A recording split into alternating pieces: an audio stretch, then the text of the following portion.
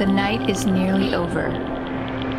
The day is almost here. So let us put aside the deeds of darkness and put on the armor of light.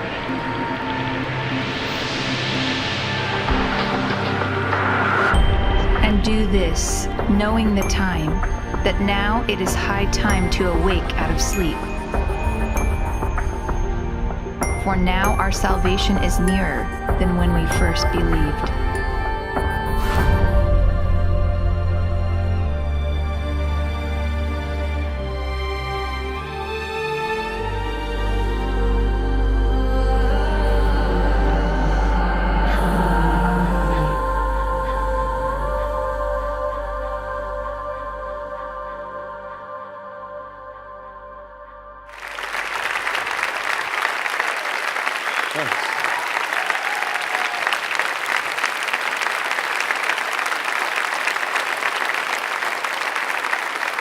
Great. Well, his introductions become more difficult to live up to. You don't help me, you know that. Terrific. We're going to do something different tonight. We're going to be looking at material that will be quite damaging to Islam, and that's the whole intention. I make no apologies for that. I've spent 30 years confronting Islam, 20 years in London, doing it weekly at a place called Speaker's Corner. And one of the things that comes up over and over again is the problem concerning Muhammad and the Quran. Those are really the two pillars of Islam. Islam falls if the Quran is not true.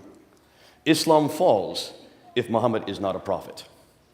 And as I said this morning, we fall if the Bible is not true. Christianity falls if Jesus is not God. So on the same token, we're going to be asking these questions concerning Islam. What exactly, or who exactly is Muhammad? And what is the Quran? Where did it come from? So let's go ahead. Now, just so you know, everything that I put up on the screen is on PowerPoint. I'll be following the PowerPoint. That will be available on the church website, so you can pull it down. Any of you can have access to this website. Don't feel you have to write or keep up with me. I go too fast. But let's go ahead and let's see what the Muslims claim. What they claim is, first of all, that Muhammad is the last and the greatest prophet. They would say that all the other prophets, God finally gave his final revelation to Muhammad. He is the greatest, the seal of all prophets. They would say that the Quran was his revelation, sent down only to him, and is the final and greatest revelation. So every other book that has gone ahead has been corrupted. And so when you look at these two books, they would say this book, though we call it a revelation, has been corrupted. This comes and seals it. It is the final revelation. If there's any contradiction between these two books, this one always is the one that abrogates the other. And that's found in two references in the Quran, in Surah Ayah 106 and Surah 16, Ayah 101. That which we give, mansuk, we give something better, nasik. Nasik abrogates the mansuk. So if there's any contradiction, this is mansuk, this is nasik. This is what destroys, according to Islam, anything that disagrees with the Quran. Therefore, Islam is the final religion based on Muhammad's life and sayings, which is known as the Sunnah. Everything he did, everything he said is the Sunnah. He is the example for all peoples, in all places, in all times. And the Quran, his teachings. Now, conclusion, Islam is therefore completely dependent on both Muhammad and the Quran. So, let's go ahead and investigate both Muhammad and the Quran and see if indeed the Muslims are correct. This is what Muslims have told us, and this is what I'm going to do now is just look at the classical account. What do Muslims say concerning Muhammad? First and foremost, they say that he was born in 570, that he then got a revelation from an angel, Jibril, while he was in the Hira cave, just north of Mecca. Jibril comes to him while he's meditating and says, "Aqra," recite. And his response was, "Ma aqra," I cannot recite.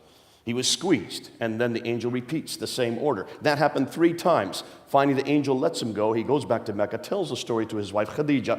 She then gives a test to him, and he passed that test, and then she goes and tells Waraka ibn Nawfal, her cousin, what had happened. And Waraka ibn Nawfal, then, the cousin of Khadija, who was a Christian, stipulates that truly he is a prophet. So it's one of the ironies of history that the person that actually gave the pronouncement as Muhammad is a prophet was a Christian. This is according to their account. In 610 then, those revelations started coming, and if you look at the Quran and you just basically put it in half. Now this Quran, because it's in Arabic, it starts from the right and goes to the left. So if you just split it in half, the first part of the Quran, or what we know as Medina, the second would be Mecca, the name of the two cities where he lived.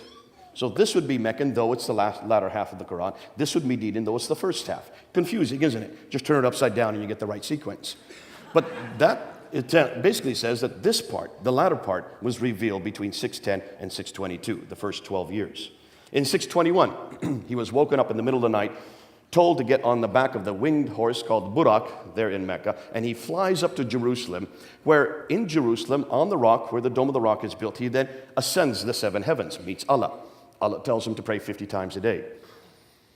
He says, okay. He comes down 2 heavens to the 5th heaven. He meets Moses. Moses says, how many times did he tell you to pray? And he said, well, I was told to pray 50 times. He says, no, go back up and see if you can get it down. So he goes back up to the 7th heaven, gets it to 45, comes back to Moses. No, still too many. So he goes back and forth, bouncing between Allah and Moses, and brings it down from 45 to 40 to 35 to 30, down to 15, down to 10, finally to 5 prayers. Once he gets it to 5 prayers, then Moses, okay, that's enough. So it's Moses that actually stipulates how many prayers Muslims are to pray a day. Comes back down then to Jerusalem, gets back on the Burak, the winged horse, and flies back to Mecca. That's called the Miraj. That happens in 621. In 622 then, he then moves from Mecca up to Medina. That's called the Hijrah, the Exodus, with about 80, some say as many as 200 followers. And that is because of the problems he's having in Mecca. And then from 622 to 632, the last 10 years of his life, he receives the Medinan material, which is all the first part of the Quran. This material here. Now, there are some Meccan references in Medinan, and there's also some Medinan in the Meccan, but rule of thumb, that's Meccan, that's Medinan. Then from 630, he then goes into Mecca, and he takes over Mecca. He then controls all that central part of Arabia, called the Hijaz, and he dies in 632. Suddenly, some believe he was poisoned. From 632 to 634, Abu Bakr then takes over, rules for 2 years. He dies peacefully. From 634 to 644, Umar then takes over, and he is one of the ones that moves out and starts confronting and basically conquering many of the great cities of the Levant. He conquers Basra, he conquers Baghdad, he conquers Damascus, he conquers Jerusalem, and he conquers Cairo. So the 5 great cities of the Levant are now under Arab control. You notice I'm saying Arab control, not Muslim. You'll see why. That happens under the time of Umar. So by 642, the 5 great cities of the Levant are now under Arab control. 644 to 656, Uthman then takes over. And Uthman, the 3rd caliph, is important because it is he that actually compiles the Quran. It is he that's given that responsibility. He realizes that there were a number of different variations on the Quran. So he tells Zayd ibn Thabit, who is the secretary of Muhammad, to then rewrite the Quran and to correct it if it needs be. If there's any difficulty, then to use the Qurayshi dialect. And he's given 3 other men to help him, Zubair, Alas, and Harith. And the 4 of them rewrite the Quran and create what we know as the canon of the Quran. That's when the Quran was finally written down, 650, 18 years after Muhammad. The Quran had not been written down when Muhammad died. It was finally written down at the time of Uthman. Very important, 650. Keep that date in your head. 650, mid-7th century. He is then killed, and then Ali comes to power and rules only for 5 years. Ali is the adopted son of Muhammad. Really, for as far as the Shiites are concerned, the really only legitimate heir to Muhammad. Now that's known, that period, from 622 or 624 up until 661. That roughly 40-year period is known as the Rashidun period. That is the rightly guided caliph period. That is the beginning of Islam. That's the golden period of Islam. That's the classical account. Now, I'm just giving you bare bones, just a skeleton view. There could be many other things I could have added to the story, but that's what Muslims have been telling us for 1,400 years. Ooh, wait a minute. Not 1,400 years. I correct myself. 1,200 years. Why do I say that? Has anybody heard any other account? That's really what you've been taught, is it not? That's what you're taught in your schools. That's what all the Muslims are taught. And in every school around the world, this is the classical account.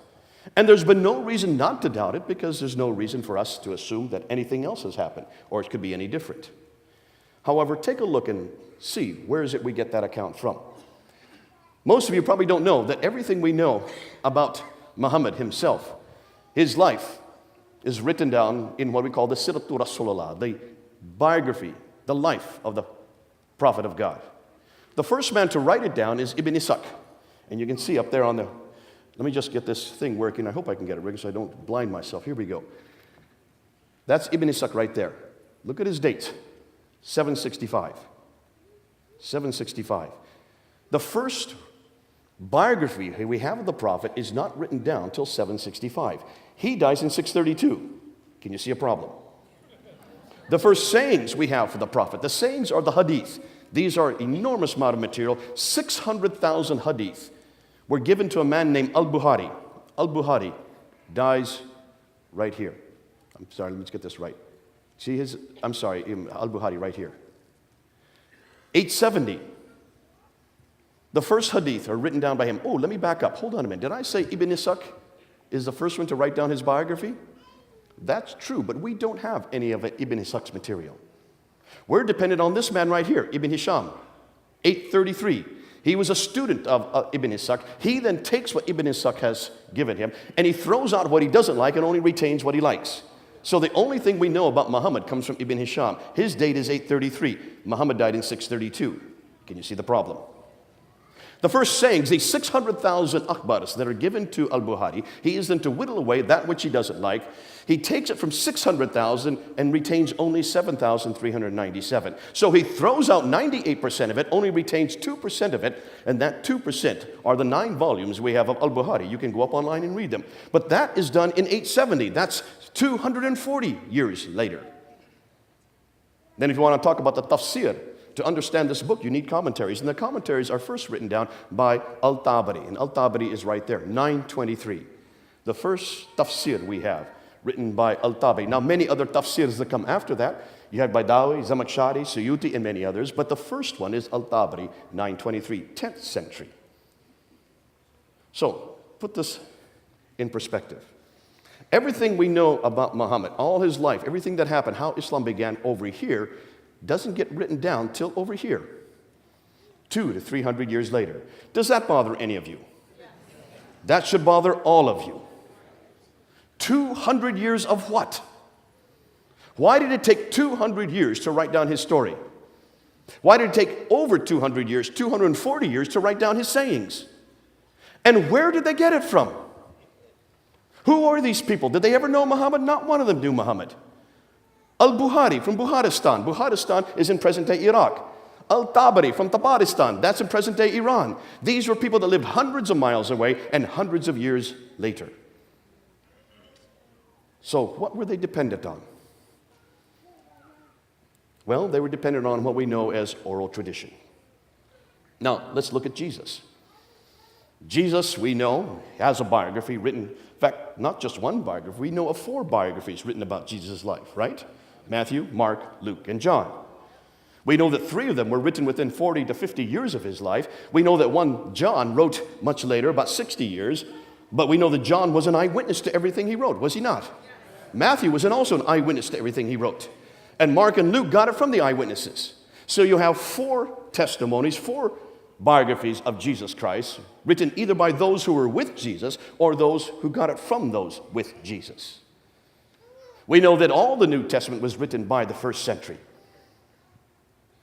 Can you see the difference?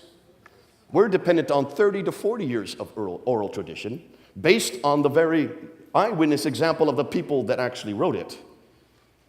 Islam is dependent on 200 to 300 years of oral tradition. Can you see the problem?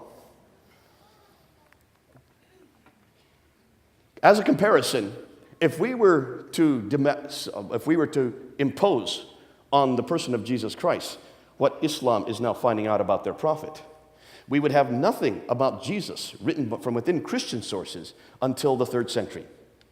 Can you imagine us getting up here? Can you imagine Jack being able to speak and talk about Jesus authoritatively if everything he was dependent on only began to appear in the 3rd century? we would know who Jesus was.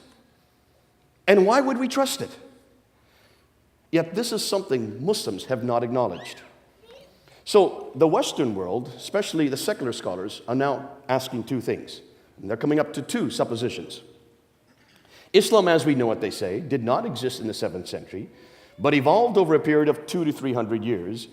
And the Quran probably was not revealed to one man in 22 years, but likely evolved over a period of 50 to 100 years. Their conclusion?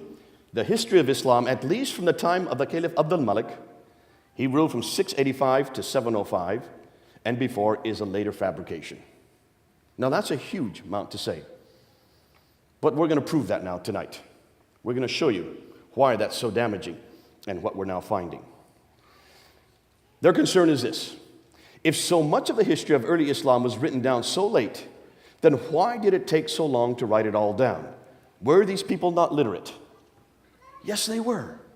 Remember, by 642, they had taken over Basra, Baghdad, Damascus, Jerusalem, and Cairo. Could people not read and write in Damascus, Jerusalem, Cairo, Basra, Baghdad? Were these not great metropolises? Did they not have a library in Alexandria that was destroyed by fire in the 5th century? Certainly these people could read and write. But more than that, they started moving right across North Africa.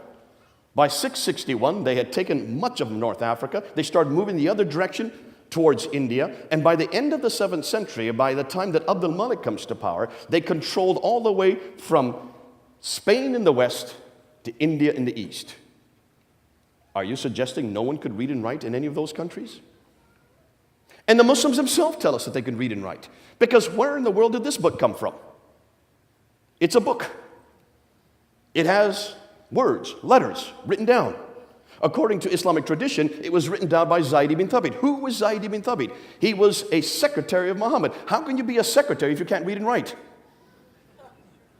They themselves tell us that this book was written down in 650, under the time of Uthman. So you can't make up that excuse, though Muslims are trying to make up that excuse now. You can't make up that excuse. And where did the biographers get their material from? If it was based on oral tradition, do we trust oral tradition? If I tell you something in your ear and you tell your wife and she tells another woman, by the time it gets to him, what I tell you and what he tells me are two different things. You ever played that game?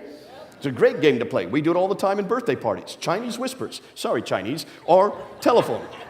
And this is a game that shows exactly the problem with oral tradition, especially oral tradition, if it's based on someone that's important to your identity, as Muhammad would be. It gets embellished all the way. Therefore, they're asking, can it be trusted? Should we not instead go to the period these events took place? Should we not go back to the 7th century and see what we find? So, what are they finding? Well, let's take a look at that map real quickly. You can see right here, by the time 661, Islam had, sorry, did I say Islam? Ooh, forgive me. The Arabs had already moved out from this part of the world over into this part of the world, all the way up into here. All that land was under their jurisdiction. I'm losing my... Do we have another one of these? I just think I ruined this one. Here we go, there we go, back again. This area all the way to that area was under their jurisdiction. So we're not talking about a people that were destitute. We're not talking about a people that were persecuted. We're not talking to people that were oppressed like Christianity was to begin with. Remember, Christianity for the first 300 years were underground. They were persecuted. Our scriptures were destroyed. The Diocletian Edict in 300 destroyed many of our manuscripts. Islam can't make that excuse.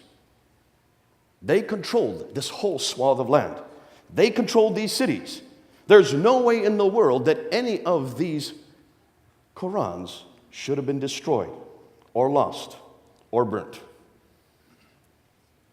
So there's a whole new school now that's asking some disturbing questions. Men like Dr. John Wansborough, head of department at School of Oriental and African Studies, who wrote 2 books in the 1970s, Quranic Studies and Sectarian Milieu. These 2 books that were written in the 1970s blew open this whole notion that Islam began with a man named Muhammad. Dr. Hawting, who I studied there at the School of Oriental and African Studies in the 1990s, who has taken much of John Wansborough's material and has put it down to layman's terminology so we can understand it. Dr. Patricia Corona, who was my supervisor when I began my doctorate there in Cambridge University. Dr. Patricia Corona from Denmark, she can read and write 15 languages. all archaic languages. How many of you can read and write 15 languages? Dr. Andrew Rippon from Calgary University in Canada has probably one of the best books written on how to understand this historical material that you can read. Dr. Robert Hoyland, Dr. Hoyland, who is out of Oxford University. He was my second supervisor when I began. He reads and writes 18 languages. These are linguists. These are people that are going back to the original documents. And that's why they're so dangerous.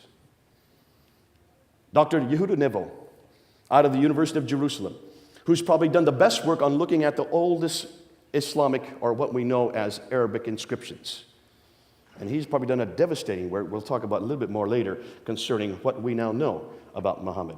And then from the German school, Dr. Lulling, Dr. Prin, Dr. von Bothmer, Dr. Oleg, from Saarland University in Saarbrücken have probably done the best work on the Islamic or the Quranic manuscripts. And we're going to introduce some of their material tonight. But there have been two books and one documentary which are paving the way. And these are books you can read. The first one was written by Dr. Tom Holland. Dr. Tom Holland was a friend, still is. He and I went and had dinner back in 2006. I had just done a documentary with him on St. Paul. I told him at dinner afterwards that I'm not really an expert on St. Paul, but that he, as a historian, needs to change gears. Now, this man has written 3 bestsellers in Britain. He's considered to be one of our most celebrated historians in Britain today. He wrote Rubicon, which is the fall of the Roman Empire.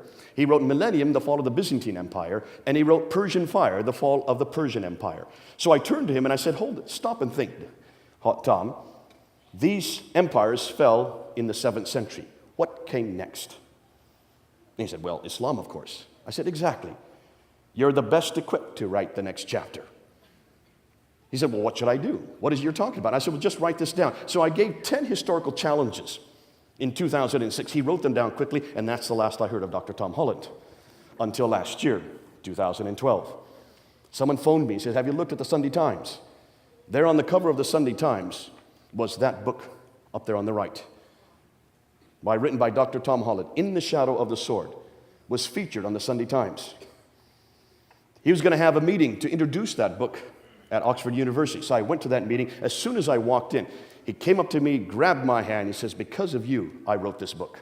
He took 6 years to write this book. He went back to Dr. Patricia Coroni. He went back to Dr. Hotting. He went back to all the best scholars in the world. He took their material and then he wrote it so you can understand it. He has done you all a favor. You need to get that book. Now it's 400 pages long. Don't read it in one night. Right now, as of last month, the hardback, which you see here in Britain, that's the hardback, is number 1 on the bestsellers list for all Islamic books. His paperback, which is the red one right there, is number 2 in the bestsellers list in the Islamic section. Guess what's number 3? The Quran. Both the hardback and the paperback are outselling the Quran. Now, your edition is this one right here. Yours is in white. I don't know why they've changed it. It's the same content in between. It's just a different cover. Go and get that book and read it, because it will explain much of what I'm going to talk about tonight. Then last year in August, a year ago, August 28th, he showed a documentary on Channel 4 television, which is one of our major channels there in Britain. It's only 90 minutes long, and he took what he had written in the Shadow of the Sword, called it Islam, the Untold Story, but he bent over backwards not to come to any conclusions. And he even had a Muslim scholar on the show with him to react to what he was saying.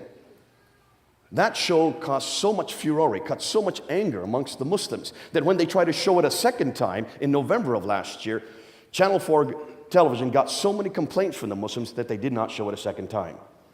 Now, you are not permitted to see that show. No one outside of UK can see that show. They don't want the rest of the world to see it. That's how damaging it is. Doesn't matter, I have it right here on my computer.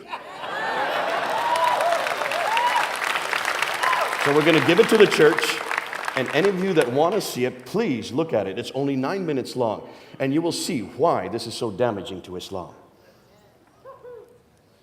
Now, another man is Dr. Dan Gibson. Dr. Dan Gibson is an archaeologist. His father was an archaeologist. His grandfather was an archaeologist. He grew up in an archaeological environment.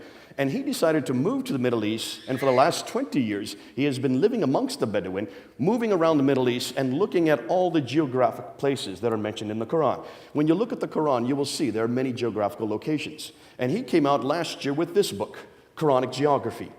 Now, you can buy the book if you want to, but just go up online and order the PDF. It only costs $15. Get it, look at it, and see what it says.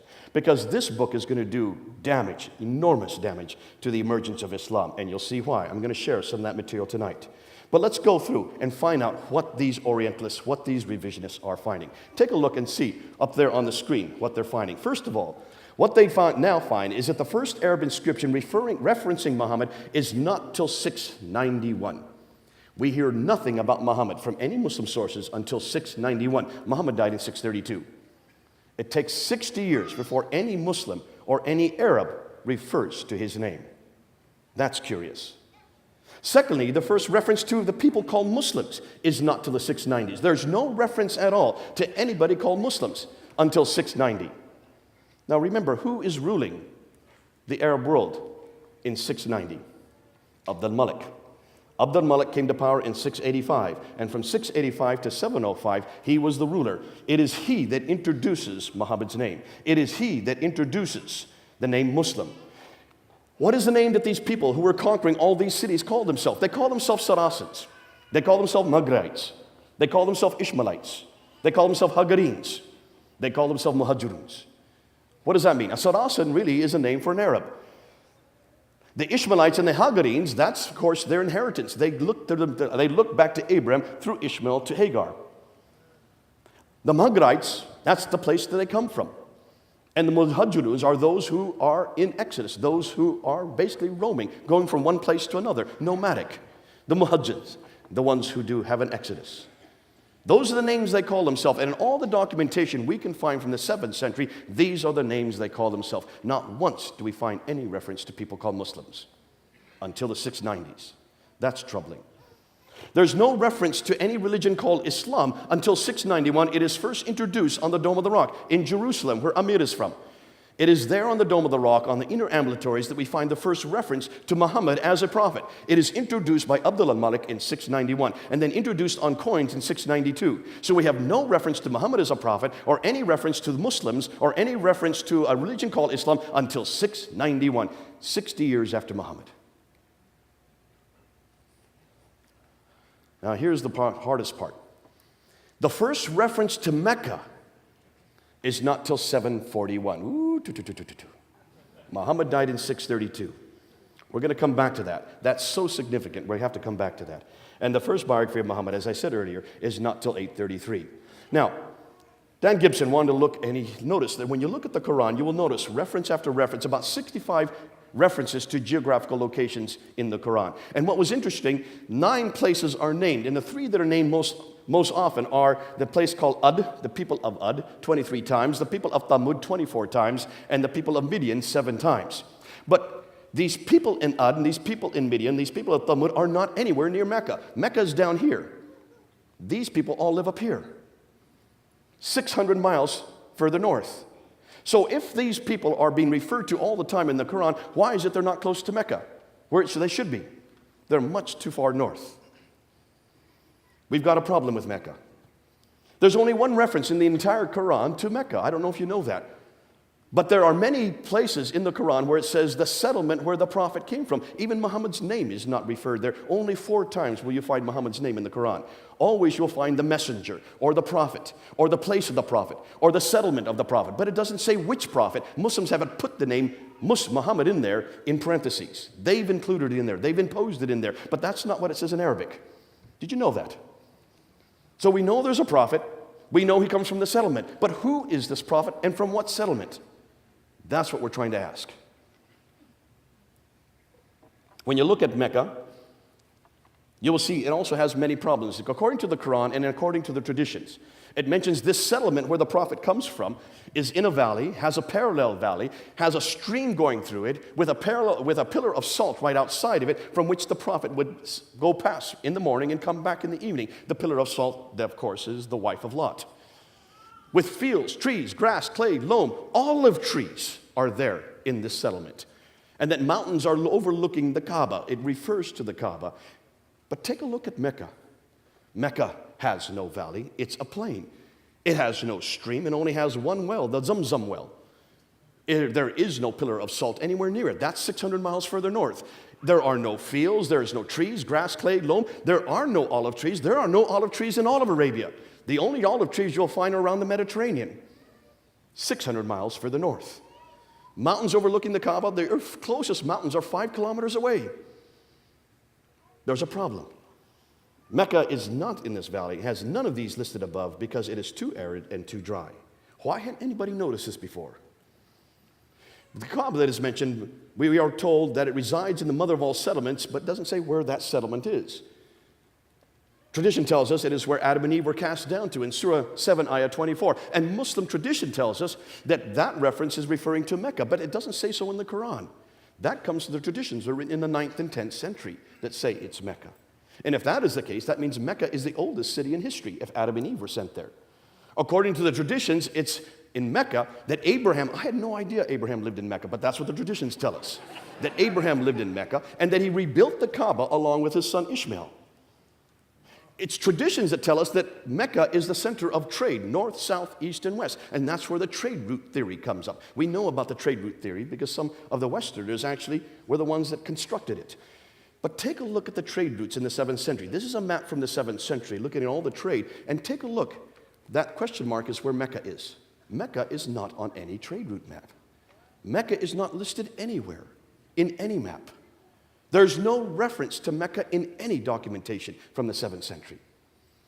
Take a look and see what is listed. Petra. Petra is the center of the trade, right up there. Mecca should be right there. There's a big question mark there, where Mecca is today, but not on any trade route. And take a look at the trade route. This map here, Dr. Patricia Corona looked at, and I hope this, I'm having a little bit problem with my pointer, but see if this works. All the trade was coming from India and China over in here. And of course, they could have gone this direction to get over to the Mediterranean world, but you have mountains. They have the Himalayas and the Hindu Kush. So they had to take the trade across the Arabian Sea here from the western coast of India. And usually they went up through the Persian Gulf and then over into the Mediterranean world. But then there were big wars between the Sassanids, who were the Persians, and the Byzantines, who were the Christians. And they were warring at each other for about 200 years in the 5th, 6th, up to the 7th century, which meant that all the trade had to be redirected down through the Arabian Sea over to Aden, down here in the south, taken off board ship, and they went across on this line, going right up through Najran, Sana, up to Taif, then according to Islam, down to Mecca, up to Yathrib, which is the archaic name for Medina, and up to Tabuk, Khaybar, and on up to Gaza in the north. That's the trade route theory. Have you all heard this theory before? Every Muslim tells me about this theory, and every Orientalist has said that's the trade route theory. That's what made Mecca rich. My 10-year-old son saw a problem with that theory. See if any of you can see a problem. Don't look at me, look at the map. Do you see a problem? Does anybody see a problem with that theory? Mr. Navy man, you should know it right away. There you go, the Navy man gets it. There's a sea going right up the west coast. Why didn't they keep it on board ship? That's 1,250 miles by sea. Remember, Dr. Patricia Crone found that you can go 50 miles by land for the same price as 1,250 miles by sea. It's much cheaper to go by sea. That's why we even do it today. All the cars that you're driving out here that are Toyota, that are all the other products that are coming from China do not come overland, they all come by sea. Because it's prohibitively expensive to take it overland. You've got to protect it.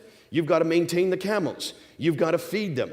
You've got to also make sure that no dacoits come and destroy your goods. Therefore, why in the world would they take all their goods off board there at Aden? Patricia Corona asked this question in the 1980s, and she wrote a book in 1987 called Meccan Trade and the Rise of Islam. She wrote it while she was head of department at Cambridge, at Oxford University. That book, read it. Basically, she asked a very good historical question. If there was trade going across there, why is it no one took a look at this map? Because right there in Taif, the trade comes down off the plateau. All of these places, Najran, Tabuk, Khaybar, Taif, Yathrib, they're all on the western plateau. Mecca is not on the western plateau. It's off the western plateau 1,000 feet. From Taif, you have to go down 1,000 feet to get Mecca and then come back up 1,000 feet to get to Yathrib. Why had no one noticed that before? She said, this doesn't make any sense. So therefore, reading and writing 15 languages, she went back to all the original documents. She went back to all the trading documents from the 2nd, 3rd, 4th, 5th, 6th century. She went back to all the historical documents. She went back to Cosmas, to Theodoretus, to Herodotus. He went back to all these historians who were writing in around this part of the world, and she noticed that they all refer to trade going all the way to India, but the trade was all coming from here, in Africa. It was the Eritreans. It was the Agilus. The name that comes up over and over again is Agilus, the capital of Eritrea at that time. They were in charge of the trade. Why? Because they loved boats. Arabs don't like boats. They like camels.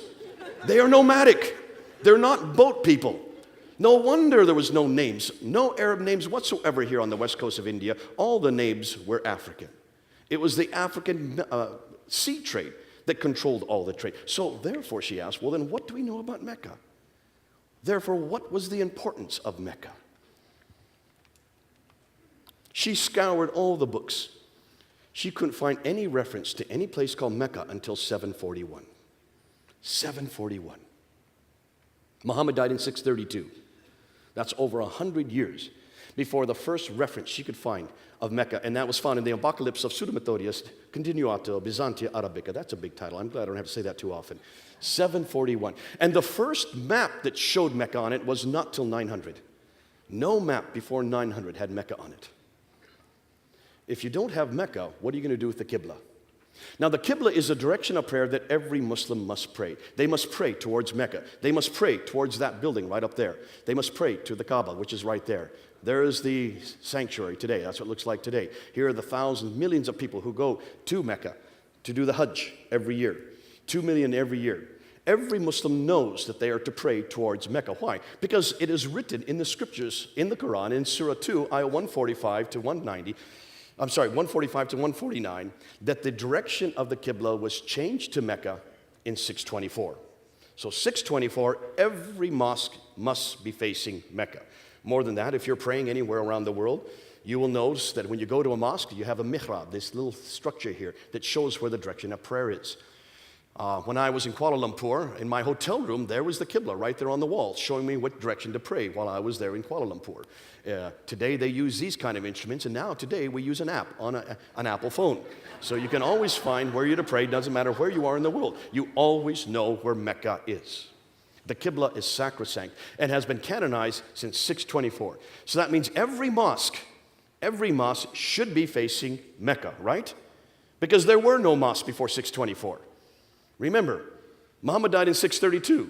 They didn't move out of Mecca and Medina until 638, when they started taking over Basra, Baghdad, Damascus, Jerusalem, and Cairo. So there were no mosques prior to 624. Every mosque after 624 should be facing Mecca.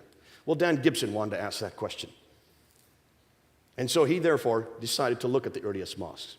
We do know that Dr. Creswell and Dr. Fehervardi, back in 1905, when they went to Iraq and when they went to Egypt, they uncovered the two oldest mosques in Iraq that they could find, and they dug down to the original floor plans, the Wasit Mosque and the Kufa Mosque there in Iraq, and the Fustat Mosque in Egypt. And when they dug down to the floor plans, they found that both the Wasit Mosque and the Kufa Mosque were facing Petra. And that the Fustat Mosque in Egypt was facing Petra. But they should have been facing Mecca. Now, they said this is a curiosity and left it at that. In 1905, they could say no more. Dr. Gibson wanted to find out a little bit more. And so he decided to go back and re-look at this map. And then he wanted to find out exactly where the Qiblas were on all the oldest mosques. And so he went and visited all the mosques, and then he took pictures from space, because he wasn't interested in where the mosques were facing today. He wanted to see where the original floor plans for the mosques are. And the only way you can do that is to look down and see where the original enclosures are. from archaic days. And look what he found. The Great Mosque of Guangzhou in China, built in 630. The Qibla is facing Petra. It should be facing Mecca. This is post 624. The Humayma Mosque in southwestern Jordan, the Qibla is facing Petra. It should be facing the other direction, towards Mecca. The Great Mosque of Baalbek in Lebanon, do you see where the Qibla is facing? Petra. It should be facing Mecca. In 705, look at the date, 705. Muhammad died in 632. We're talking about a good 60 to 70 years later. The Great Mosque of Sana'a in the capital of Yemen, it's facing Petra. It should be facing Mecca. In 709, the Al-Aqsa Mosque in Jerusalem. And the Al-Aqsa Mosque is this one right down here. There's the Dome of the Rock right there. Look at the entire structure, the entire citadel of Jerusalem is facing Petra. It's not facing Mecca. And that's built in 709. Sorry, excuse me. Al-Aqsa Mosque is built in 709. The Dome of the Rock is built in 691. Both of them, the whole citadel is facing Petra. The Damascus Mosque in Syria is facing Petra, 709 as well. The Anjar Mosque in Beirut, 714. It's also facing Petra. It should be facing Mecca. The Mosque of Umar in Basra, Syria, look at the date, 720. It's facing Petra. It should be facing Mecca.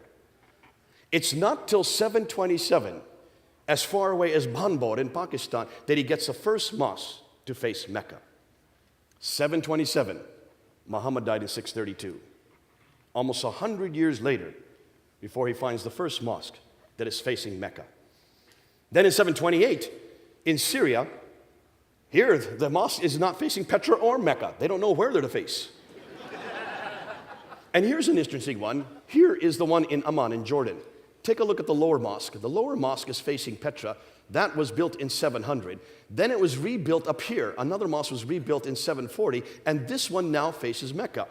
The 700 mosque faces Petra. The 740 mosque up here faces Mecca. Finally, they get it right. But look at the date, 740. The Mushta Mosque in Amman in 743. That's 743, and still it's facing Petra. It should be facing Mecca. And then in North Africa, it looks like they don't know where they're to face, because almost all the mosques in North Africa, this one in Tunisia, is not facing Petra or Mecca, it's facing directly south. In Cordoba, Spain, again, 784. It doesn't know where to face. It's facing, again, neither Petra or Mecca. Here's another one in Tunisia, in Karaoun, in 817. It's neither facing Petra or Mecca. It's facing somewhere south. So what is his conclusion? Every mosque, up until 725, every mosque in the first 100 years is facing Petra. And then for the next 100 years, between 725 and 822, 12% are facing Petra, 50% are facing Mecca, 38% are facing parallel. It takes them to 822 to finally get every mosque to face Mecca. Takes them 200 years to finally get it right. Now, I've heard Muslims try to come back. Well, I said, well, they didn't know where directions were. Now, please, hold on a minute. These were camel herders. They went through the deserts. There were no roads in the deserts. How did they find their way? How could they find these oases in the middle of these sand dunes? They used the stars. Certainly, they knew where Petra was, and they knew where Mecca was. And what's most curious, why is it that every mosque up until 725, all of them are facing Petra, from as far away as China? That's what's curious. The fact that uniformly, they're all facing Petra for about 100 years after Muhammad's death. If you take a look and see why, look where Petra is. Petra is at the center of the trades. It's at the center of the world at that time. I don't know how many of you have been to Petra. Have anybody here been to Petra? What have you noticed about Petra? It's the city of tombs and temples, isn't it? Beautiful, beautiful carvings out of the solid rock.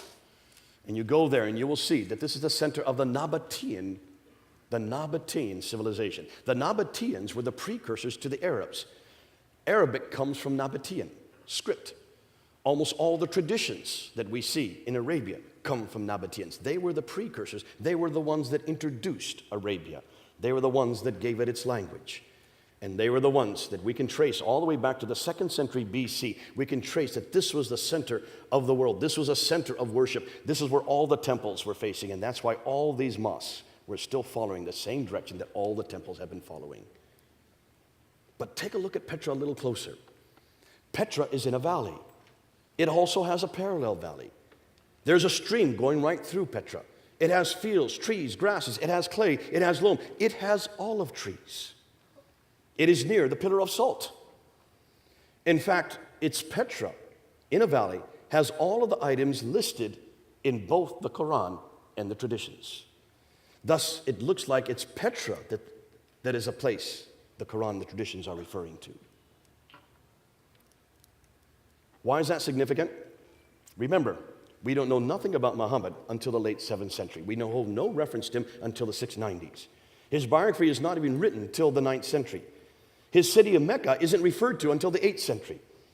Thus, much of what we know of Muhammad is written down hundreds of years later and hundreds of miles away. It looks like he is nothing more than a later redaction, possibly by Abdul al-Malik. Hold that under your hat, because now we get to the real juicy material. This is the one that I just found out about a few months ago. And I did a debate on this on June 22nd. And this has to do with the Quran, this book. See, if you can push Muhammad back quite a few years, but what are you going to do with this book? Because this is the foundation of Islam. That's why we have confronted this book, and I've been doing so for now 30 years. What are we going to do with this book? Because this book is what every Muslim has to adhere to. This is the book that has always been. This is the book that is uncreated. This is the book, according to Surah 85, Ayah 22, that comes from those eternal tablets that have always coexisted with God. Therefore, it's co-eternal with God. This book cannot be critiqued. This book cannot be criticized. This book has no history. It is revealed to a man named Muhammad over a period of 610 to 632, 22 years, according to every Muslim. Whether they are radical, nominal, or liberal, every Muslim believes that this book is the uncreated Quran. Can you see what they're saying? The Quran is the greatest wonder among the wonders of the world. This book is second to none in the world according to the unanimous decision of the learned men in points of diction, style, rhetoric, thoughts, and soundness of law and regulations to shape the destinies of mankind. That's in the hadith, the Mishkat al-Masabi, which is a compilation of the 6 most authoritative hadith.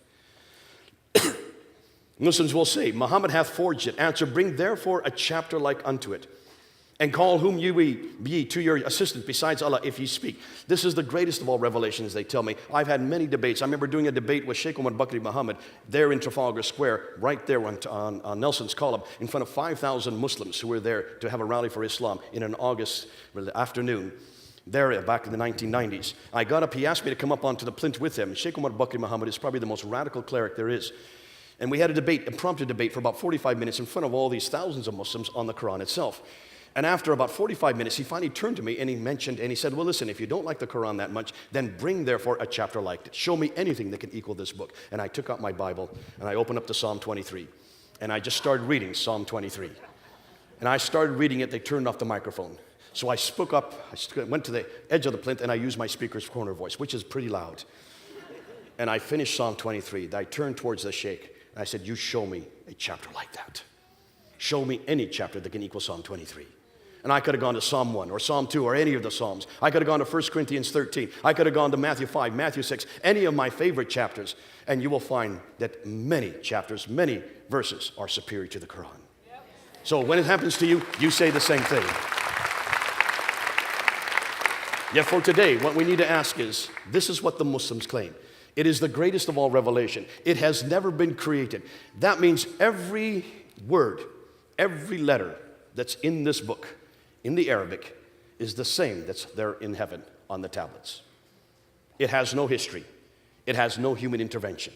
It was sent down, word for word, by Jibril to a man named Muhammad who could not read or write.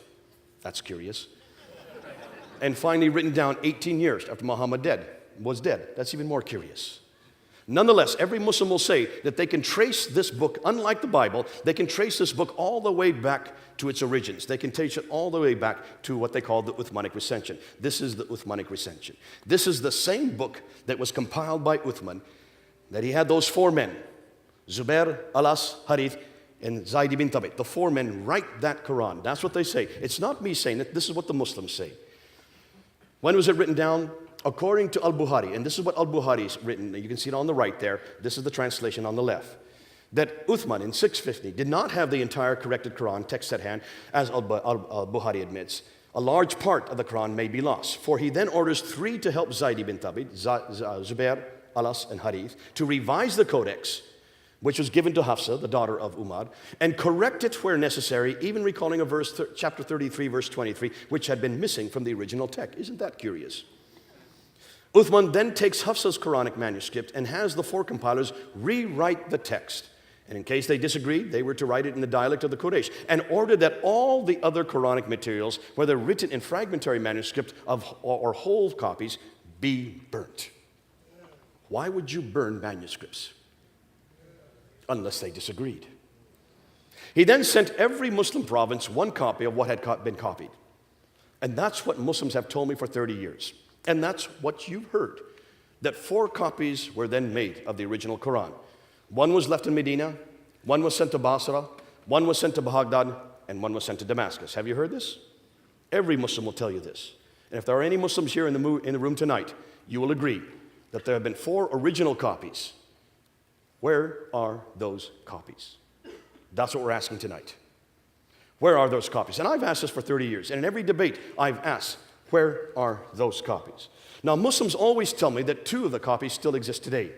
One is called the Topkapi manuscript, which is in the Topkapi Palace, there in the Topkapi Museum in Istanbul, in Turkey. And the other is called the Samarkand manuscript, which is in Tashkent, in Uzbekistan. This is the Topkapi manuscript, and there's a picture of it. The Topkapi manuscript. If you look up on the screen, you will notice, if you look carefully, you can see some blood stain right there. See some blood stain on it right there? That, according to Islamic tradition, is the blood stain of Uthman. He was reading it, and while he was reading, he was killed, and that's his blood on the copy. So this is an original Uthmanic recension. This is what every Muslim tells me. And if there's any Muslims here tonight, please tell me I'm wrong. Because this is what every Muslim has told me. This is the original copy. In Turkey, in Istanbul. And there's been no reason for me to disagree, because I've never been able to look at it. None of us have been able to do any study on it. We can't do any forensic testing. I'd love to do some accelerated mass spectrography. I'd love to be able to do some carbon testing on it, dating it to make sure that this is from the 7th century. We're not able to touch it. No one can touch it. This is the other one, the second one, the Samarkand. There's a picture of it up on the wall. The Samarkand is in Tashkent. That, according to Muslims, is the 2nd manuscript. These are what are known as the Uthmanic recensions. Now, since no one has been able to look at it, of course, there's been a problem. We've just had to take them at their word. That wasn't until 2002. In 2002, 2 men in Turkey were then given access to this manuscript and also to the Tashkent manuscript. These 2 men are known as Dr. Ekmeledin Ihsanoglu and Dr. Tayyar Altikulic. The reason they were given access to it is because they are the ones that actually controlled those manuscripts. They live in Turkey. Dr. Tayyar Altikulic is the world's scholar, leading scholar in Quranic studies, ex-president of Turkish Religious Affairs, deputy in the Turkish parliament. He was given access to it in 2002, and for 5 years, he was able then to look at it from 2002 until 2007. I was only given his response. I was only given their response in May of this year, and here it is right here. This is 83 pages long. Actually, it's a 1,000-page book that they finally wrote. I only found out about this in May of this year. And let's hear what they are now saying. Now remember, these are the only scholars who have been given access to any of these manuscripts. And it's not just these 2. I'll go about 4 other manuscripts as well. According to Dr. Ertan Ihsanoglu, he says that the Topkapi manuscript is not Uthmanic at all. Nor do we have any of the copies of these mushafs. These mushafs, that's the manuscripts, date from the later Umayyad period. Dr. Tayyar Altikulic goes on, he says there's no serious scholarly work has been done on them. These mushafs date from the early mid-8th century. They are not Uthmanic, nor copies sent by him. The Topkapi manuscript, in fact, he says, has 2,270 manuscript variants. That means consonantal differences between that manuscript and the text that we have today. 2,270. The Toscat manuscript. He said when he looked at it, he realized that there were some problems here. It was obvious that whoever wrote that manuscript did not know Arabic very well. It has undisciplined spelling, different writing styles, scribal mistakes, copyist mistakes, written by someone with little experience, with later additions, and it only goes up to Surah 43. There's 114 surahs in the Quran. It's not even complete. Then he was given access to the Husayni manuscript, which is another one of these supposed Uthmanic recensions. Dr. Tayyad Al-Tukulik said this is not Uthmanic. It is dated from the early mid-century. The Paris Petropatalines manuscript, which is in France, in Paris, done by Dr. Francois de Roche, says that there are 5 different copies. Corrections were made to the text. When comparing with the Cairo edition, which is this canonized text, there are many words turn out to be written in a different way. Many questions still remain unanswered. What was more, he said, that it disagrees with the canonical readings in 93 places. Why haven't we been told this before? When they looked at the Ma'il Quran, which is in London, which is where I live, the Ma'il Quran, considered to be the second oldest Quran, dated to the late 8th century. It is not 7th century. It is not even complete. It only goes up to Surah 43. And then when they looked at the Sana manuscript, probably the most damaging, the Sana manuscript, which was discovered in 1975 in Yemen, the Germans were permitted to look at it in 1981. Dr. Gerd Pwin and Dr. Karl-Heinz Oleg then looked in 1981, and they found that there were many deviations mentioned in later manuscripts. Just take a look at this picture here. This is from their copies of it. Here you have Surah 19. That's written in Hijazi text. That's the script that would have been around in the 7th and 8th century. From 19, right at that yellow mark, it jumps to Surah 22. What happened to Surah 20 and 21? Surah 21 begins over on the next page in a completely different script, in a much later script. There's about 60 years between these 2 pages. So why haven't we been told this? Yet this script here is dated to 705, over here to the late 8th century. Take a look at every one of those orange marks. Every one of those orange marks are what we know as manuscript variants. That means words or phrases in that script that's different than the canonized text we have today. There's over 1,000 of these manuscript variants. Yet Muslims tell us that the Quran has never changed. The Quran has always remained the same. That this is God's holy text. That it is complete. And that it was complete by the time of Uthman. There's another picture of another page. When they looked at the palimpsests, now when they noticed that all of these manuscripts are written on skins, animal skins. We know them as parchment or vellum. And when they would write on the animal skins, they would wash it off and then write over top. And if you look carefully, you can see there's some writing underneath. See the writing underneath there? See the writing underneath there? They notice this writing underneath, so they put it under an ultraviolet light, and by putting it under ultraviolet light, they can split the texts and bring them aside and look at the 2 texts. And the lower script is known as defective script. The upper script is known as the final script. When they looked at the defective script of the Sana manuscript, they noticed that that was from the time of Abd al-Malik, basically the last 2 decades of the 7th century. The upper script was the time just after Abd al-Malik, probably Marwan, or his son, Ibn Malik. And take a look and look at the script, and you will see that it does not agree with the Quran we have today. So what is that telling us? What was exciting is that on the back of every one of these folios, I have pictures of every one of these manuscripts, but on the back I have quoted what the Muslims are now telling us. What you read on the back of this, I can give this out to people if they want to come up and read it afterwards, are what the Muslims are now admitting. They are now admitting that none of the mushafs, none of the manuscripts are from the 7th century. That every one of the manuscripts is from the 8th century. Which means that the first manuscripts that even appear, that even come into existence, don't come into existence until 60 to 70 years after Muhammad. There is no manuscript that's earlier than that. Ooh, I love this. It makes my job a lot easier. Can you see why this is so damaging? Because if the first manuscripts that we see here, all these manuscripts, the Husayni manuscript, the Paris Petropatalines manuscript, the Ma'il Quran from London, the Sana manuscript from Sana in Yemen, if all of these manuscripts do not appear to the 8th century, then you can see, of course, what this is going to do to Muhammad. This means Muhammad had nothing to do with the Quran. And in one fell swoop, we have destroyed the Quran and Muhammad simultaneously. And what happens to Islam?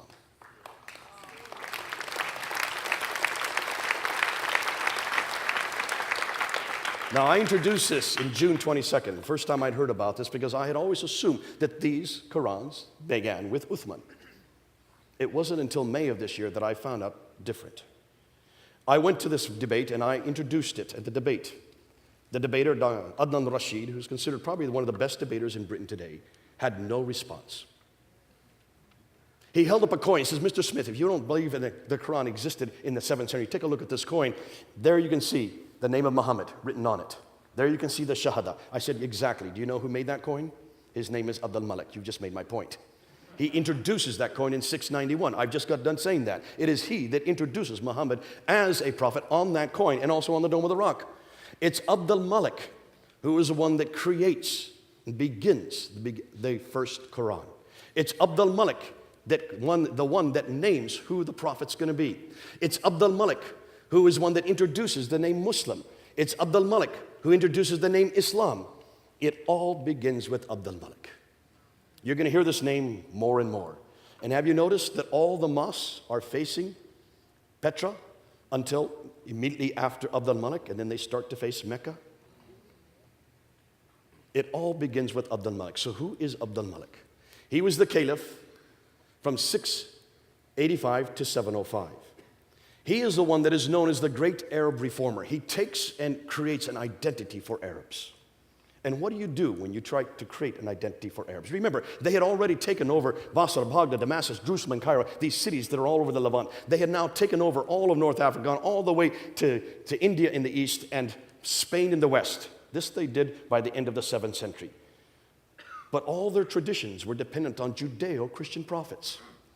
All their traditions come in the line of Isaac, and they're not from that line. They needed a prophet who comes from Ishmael. So what do? You create a prophet. And you redact it back to the man who started the conquest. And we know that Muhammad is historical. He is the one that begins the conquests. He dies in 632. But if he's a prophet, he has to have a book.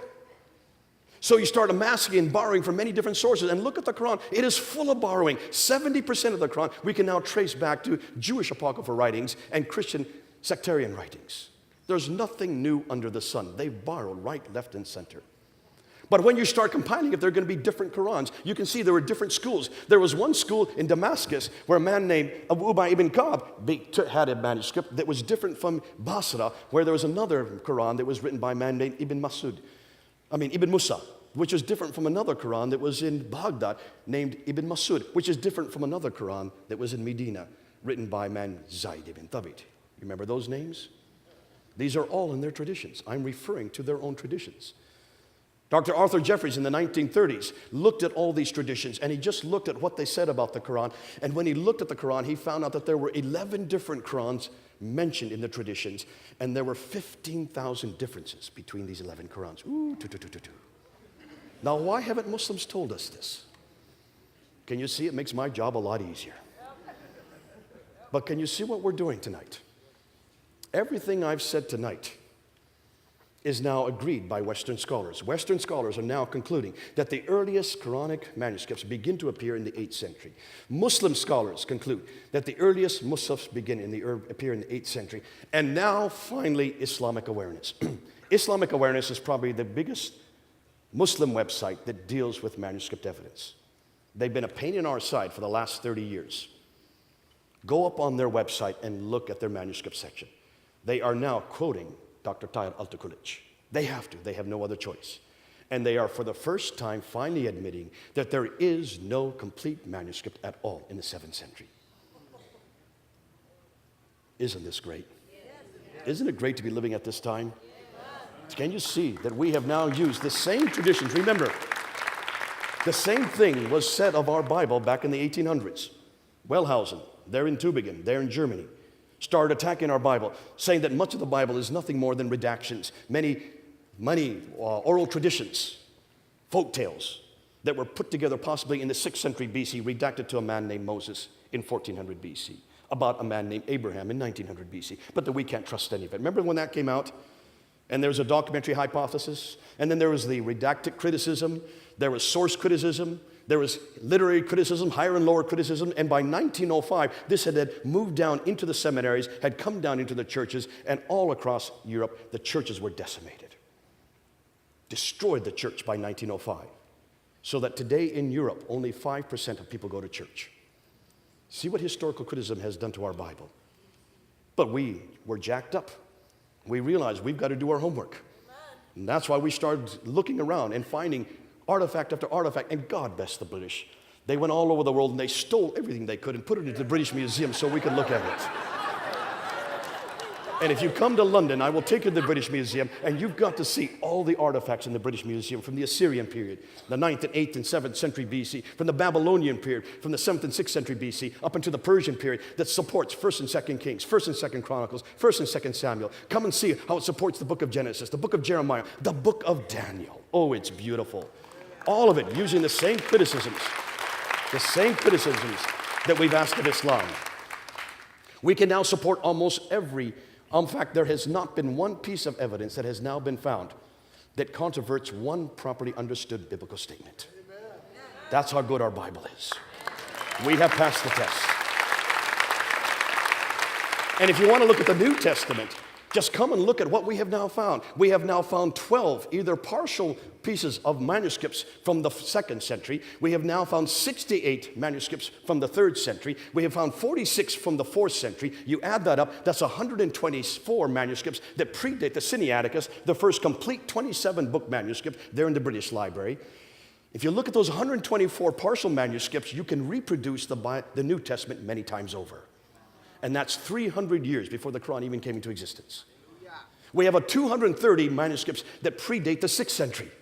That's 100 years before the Quran even came to existence. What did I say came into existence? Oh, excuse me, the 8th century. The first Quran only begins to appear in the 8th century. Ooh, I love my Bible. And it makes my job an awful lot easier. See, we're asking the same questions of Islam that we've asked of our own Bible. We've passed that test. The Bible passed every test. Source criticism, redacted criticism, the documentary hypothesis, every one of them have been answered. And that's why I take my Bible everywhere I go. And I love it when they say it's been corrupted. I just ask 2 simple words, where and when? Where and when? And then I have the platform to just talk about my Bible for the next hour. And you can do the same. You can do the same. Islamic Awareness has now agreed that all the Musafs, all the earliest manuscripts, that includes the Topkapi, that includes the Samarkand, that includes the Sana manuscript, that includes the Ma'il manuscript, that also includes the Huzayni manuscript, and also the Petropatalus, Paris manuscript. Every one of those earliest 6 manuscripts are all from the 8th century. None of them from the 7th century.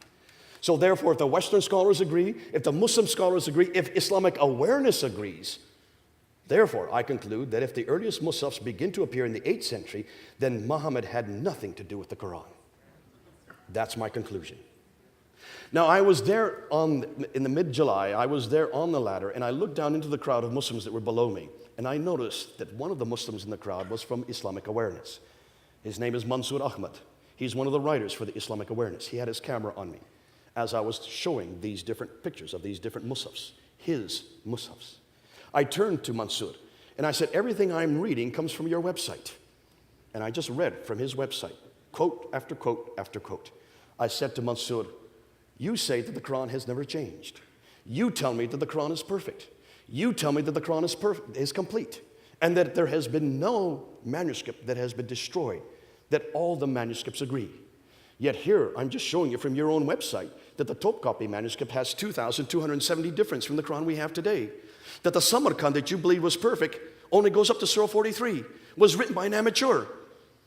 You're the ones that are writing this on your website. I said, I therefore challenge you to find one complete manuscript from the time of Uthman. One complete manuscript from the 7th century. He closed up his camera and walked away. He had no response. It makes my job an awful lot easier. Now, the historical assessment concerning Islam, that the first Arab inscriptions referencing Muhammad only begin in 691. The first reference to Muslims until 690s. The first Arab reference to Muslim is just prior to 749.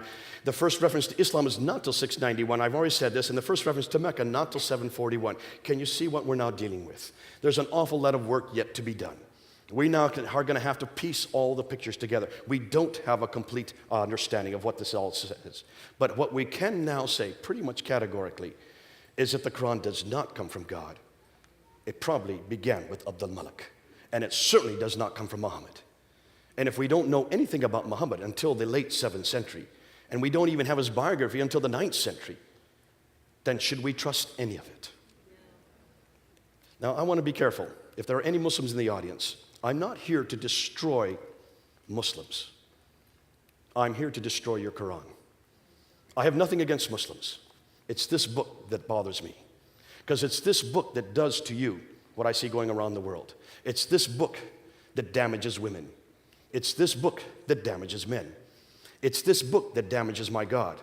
It's this book that damages Jesus Christ. That's why I can only confront this book. And it's your prophet that takes this book and supposedly gives it credibility. That's why we're doing what we're doing tonight. And I want to tell Muslims, listen, this book no longer is the Word of God, but this book is.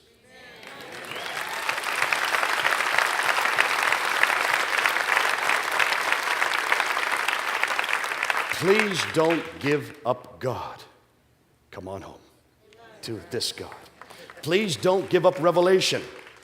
Come on home to this revelation. Please don't give up Isa. Come on home to Yeshua, the real Jesus. I love the passion of Muslims. I love the fact that they do love God and they want to obey God. I just want to bring them home to the real God. I love the fact that they are willing to give their lives for their Quran. They don't need to anymore. Give their life to Jesus Christ. So I ask Muslims in the audience tonight and those who are watching, please, I'm not here to destroy you. I'm here to bring you home. Come on home.